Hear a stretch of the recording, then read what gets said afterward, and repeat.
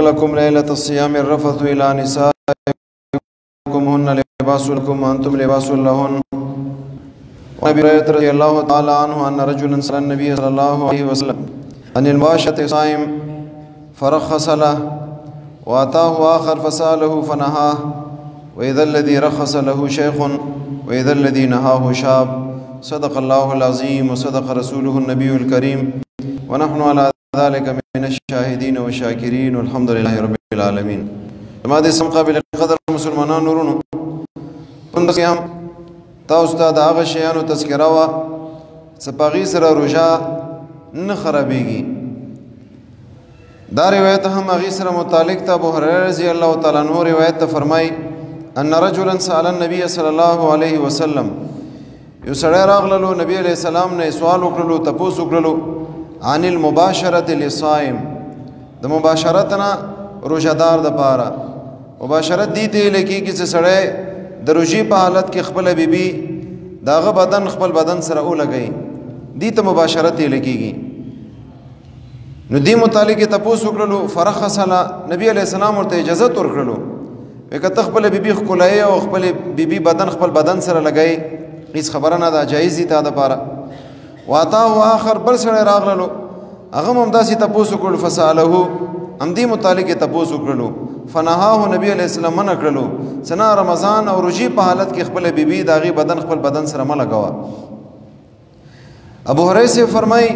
وإذا الذي رخص له شيخ وإذا الذي نهاه شاب، وی اوس ته نبی علیه السلام اجازت وکړلو بل ته انکار وکړلو، وی فرق څه په دې کې وضاحت کوي. وی کوم سړی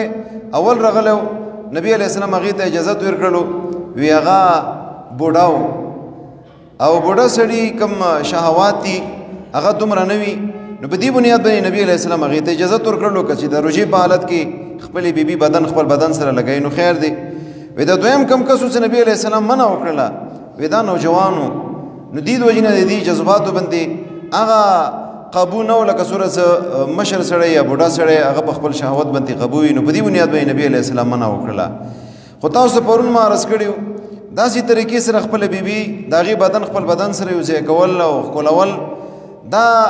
بلا کراهت جایز دي په هغه صورت کې چې انزال ونه شي او په خپل شهوت باندې قابو وي. خو لیکن که چې ته په خپل بدن شهوت باندې قابو نه وي، حاجت باندې قابو نه وي، نو په دې صورت کې داسې طریقې سره د هغې بدن خپل بدن سره لګول فقهاو لیکلي دي بیا دا مکروه دي. د بل روایت هم د ابو هريره صاحب ته فرمایي قال قال رسول الله صلی الله علیه وسلم من زرعه القی وهو صائم،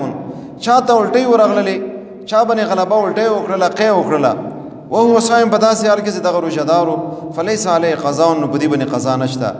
دا روژه یې نه ماتېږي. ومن استقاء عمدا فلیغزي، چا څه قصدن الټۍ ځان ته راوستلې او الټۍ وکړلې قی وکړلو فلیغزي دې به قضا راګرځوي. په دې مسلې باندې ځان پوهې کوي. یو سړی د روژې په حالت کې هغه ته الټۍ ورغلې، بیمار ده، بیمارۍ د وجې نه ورغللې یا بل څه د وجې نه زړه ډک شولو، غیر اختیاري طور سره الټۍ ورغلې، الټۍ وکړلې، که دا په ډکې خولې باندې وي، هغې نه زیاتې وي، هغې نه کمې وي، په دې سره روژه نه ماتېږي. البته که یو سړی ولګېدلو په خپله باندې په خولې کې ګوته ویر کړله او ځان ته یې په زور الټۍ راوستلې، نو که چې د داسې حالت کې دې الټۍ راوستلې ځان ته او دا په ډکې خولې باندې الټۍ دې وکړلې،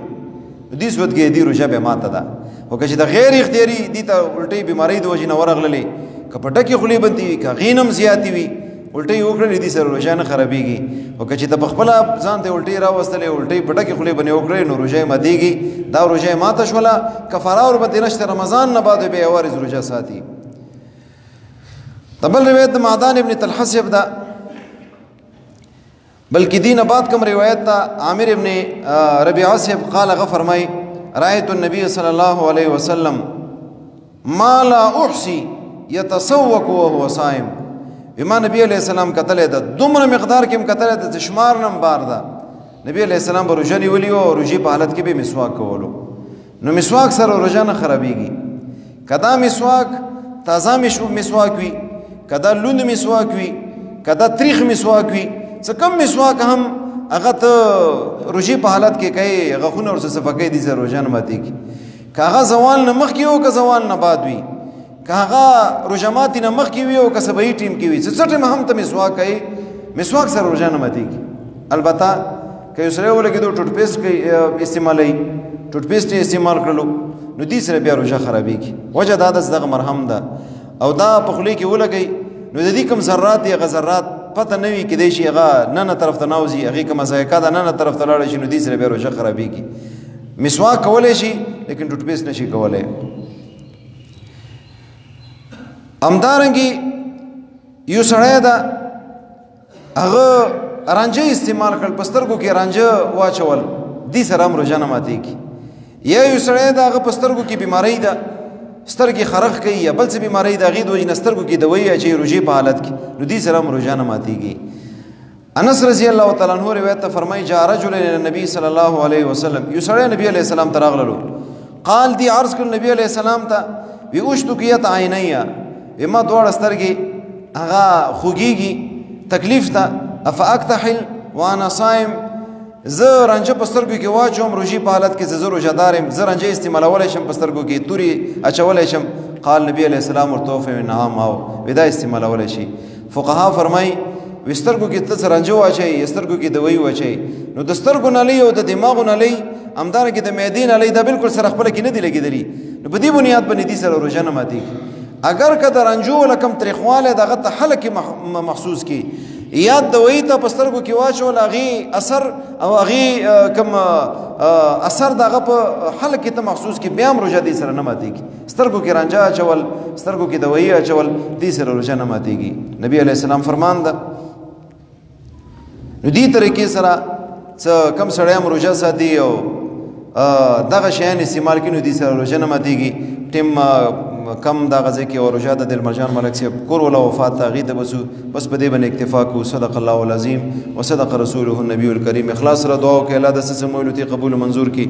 په دې باندې عمل کولو توفیق نصیب کړي الله د رمضان مبارک میاشتې کوم انوارات او برکات مو تاسو ټول ته پوره نصیب کړي الله مو تاسو روزي تراوی طاعات او عبادت په خپل دربار کې قبول او منظور وګرځي پریشان حال او پریشانی ختم کړي چا باندې قرضو بجونی اخلاص کړي چا رزق تنګي الله رزق کې وسیع کړي مسافر په حق دعا او الله مسافر خوشحال ساتي بهترین روزګارونه نصیب کړي الله برکتونه نصیب کړي په لګو تنخواګانو کې ډیر برکات ورته نصیب کړي کورونو ته خیر را پیښ کړي الله په خوشاله باندې په ډکو منګولو باندې په صحت سره خپل کورونو ته صحیح سالم واپس کړي ډیرو نارینه او زنانو دعاګانې غوښتې دي الله چا پریشانی ورته زرته ختم کړي شری مقاصد غیب نه تر سره کړي امو تاسو حقداران وفات مردگان اسلام وفات ټولو ته بخنه وکړي ملک صاحب کور ول وفات الله قبر نور نه ډکړي جنت الفردوس نصیب کړي په دې رمضان کې نمخ کې سوره مردگان شوي د ټولو ته بخنه وکړي دې ادارې ته دعا وکړه الله دې ادارې ته هر قسمه ترقی ور نصیب کړي کم خلک ور سره تعاون کړي الله بدلې ورته دنیا او آخرت کې نصیب کړي کلی قوم متعلق دعا وکړه دغه قوم په دین او په دنیا باندې خسته لري